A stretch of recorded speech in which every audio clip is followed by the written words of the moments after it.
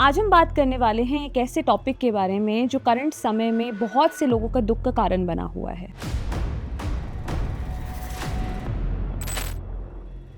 कि आप किस तरीके के पार्टनर को अपने जीवन में अट्रैक्ट करते हैं।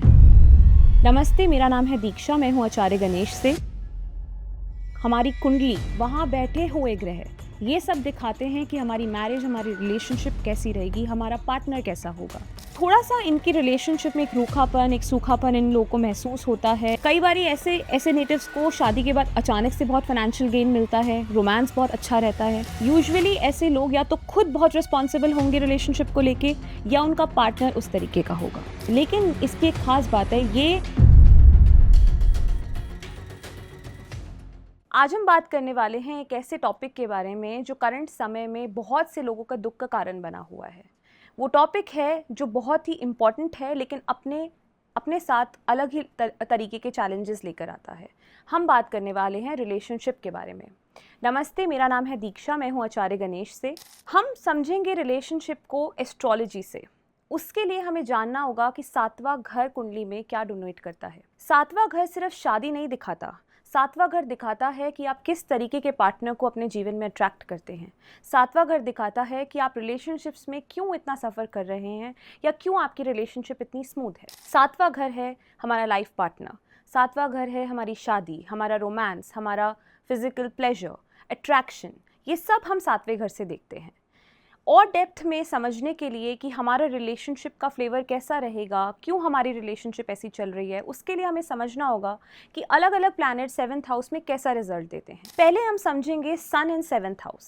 सन क्या है? सन है हमारी ईगो। जब भी सन किसी की कुंडली में सातवें घर में होता है तो उनका पार्टनर यूजुअली थोड़ा डोमिनेटिंग, थोड़ा कंट्रोलिंग नेचर का होता है। एक स्टेटस ओरिएंटेड इंसान भी होता है, एक हाई पोजीशन पे भी मिल सकता है। लेकिन इसके अपने एक अलग ही चैलेंजेस हैं। ये रिलेशनशिप में ईगो क्लैशेस देता है, fights due to ego, fights due to anger देता है। नेक्स्ट हम बात करेंगे moon in 7th house. Moon जो हमारे मन का कारक है, मून जो हमारे इमोशंस का कारक है। जिन भी लोगों का मून 7th हाउस में होता है उनका मन अपने पार्टनर में ज़रूरत से ज़्यादा लगता है। उनकी रिलेशनशिप मूड डिराइव्ड होती है, इमोशंस डिराइव्ड होती है। मून इन 7th हाउस की एक और ख़ास बात है, जो कि एक सीक्रेट भी है, कि मून इन 7th हाउस कई बार अफेयर्स भी दे देता है, जो कि इसका एक नेगेटिव पॉइंट है। नेक्स्ट हम बात करेंगे मार्स इन 7th हाउस। मार्स एक एनर्जी को डोनेट करता है, एक एंथुजियाज्म को डोनेट करता है। जब भी मार्स 7th हाउस में आता है तो रिलेशनशिप में एक अलग तरीके की एनर्जी आती है। रिलेशनशिप में एक अलग तरीके का एक यूथफुलनेस फील होती है। पार्टनर थोड़ा अथॉरिटेटिव, डोमिनेटिंग मिल सकता है। मार्स इन 7th हाउस रिस्पॉन्सिबिलिटी भी लाता है, क्योंकि मार्स डोनेट करता है रिस्पॉन्सिबिलिटी को। यूजुअली ऐसे लोग या तो खुद बहुत रिस्पॉन्सिबल होंगे रिलेशनशिप को लेके, या उनका पार्टनर उस तरीके का होगा।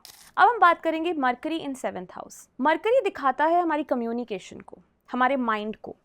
जब भी किसी का मरकरी 7th हाउस में होता है तो ये लोग ना मेंटली बहुत कंपैटिबल हो जाते हैं अपने पार्टनर के साथ।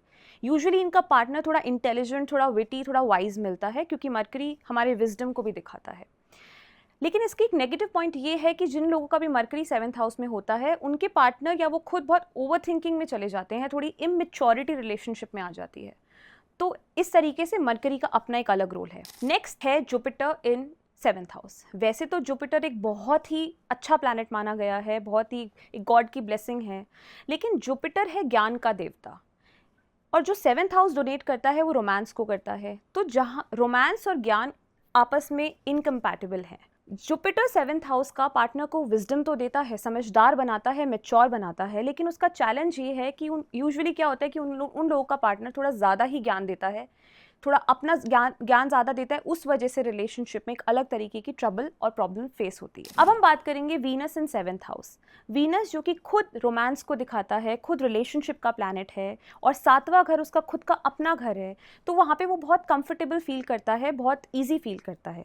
इसलिए रिलेशनशिप में 7th हाउस का वीनस बहुत अच्छा रिजल्ट देता है। यूजुअली ये लोग एक नेचुरल चार्म और एक ब्यूटी को अट्रैक्ट करते हैं। रिलेशनशिप में भी ये उसी तरीके के लोगों के प्रति अट्रैक्ट होते हैं।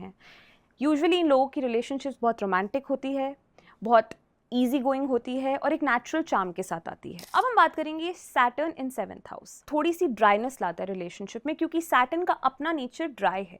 जब वो 7th हाउस में बैठ जाता है तो वो मैरिज में थोड़ी सी ड्राइनेस, थोड़ा सा स्लोनेस लाता है।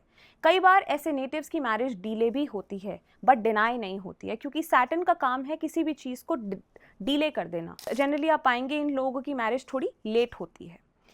थोड़ा सा इनकी रिलेशनशिप में एक रूखापन, एक सूखापन इन लोगों को महसूस होता है। एक थोड़ा सा कहते हैं कि थोड़ी सी डिटैचमेंट भी रिलेशनशिप में कई बार आ जाती है, लेकिन इसकी एक खास बात है, ये रिलेशनशिप को या शादी को टूटने नहीं देता। अब हम बात करेंगे राहु इन 7th हाउस। राहु ऑब्सेशन दिखाता है। जब भी राहु 7वें घर में आता है तो रिलेशनशिप बहुत ऑब्सेसिव हो जाती है, जो कि इसका एक नेगेटिव ट्रेट है। राहु इन 7th हाउस वाले नेटिव्स जनरली इंटरकास्ट या आउट ऑफ कंट्री भी शादी कर लेते हैं। कई बारी इनका पार्टनर कहीं और, ये किसी कास्ट के होंगे, इनका पार्टनर किसी और कास्ट का मिलेगा। क्योंकि राहु ऑब्सेशन देता है तो कई बारी रिलेशनशिप में चीटिंग का कारण भी बन जाता है। तो राहु इन 7th house is not a very good placement. अब नेक्स्ट है केतु। केतु दिखाता है डिटैचमेंट, डिससैटिस्फैक्शन। जब केतु 7वें घर में बैठेगा तो या तो ये आपको रिलेशनशिप में एक लोनलीनेस देगा, आप डिससैटिस्फाइड रहेंगे अपने पार्टनर से। केतु अगर बहुत खराब होकर 7वें घर में बैठ रहा है तो कई बार ये सेपरेशन और डिवोर्स तक बात लेके जाता है।